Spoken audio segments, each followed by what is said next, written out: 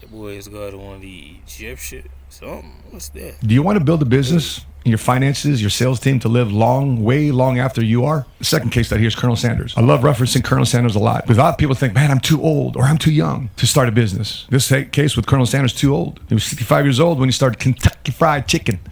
He says, you know what? I got this only value of asset that I have, which is a great chicken recipe. If you ever Googled Colonel Sanders' story, he'd sell his chicken at these diners off these gas stations where people go travel in the South, and he'd sell them chicken, and people loved his chicken.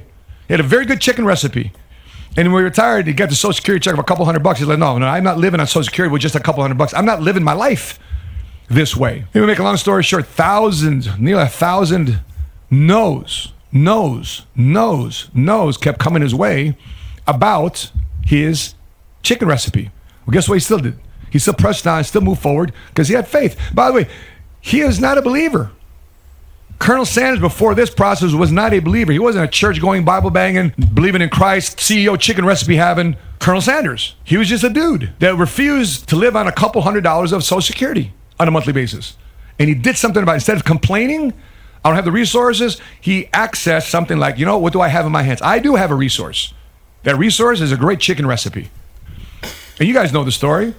By the way, I think right down here in Plano, there's a Kentucky Fried Chicken headquarters right here off of Legacy and Headquarters Drive here in Plano, Texas. Which, by the way, side note, it was only until he was 75 years old that Colonel Sanders gave his life to Christ.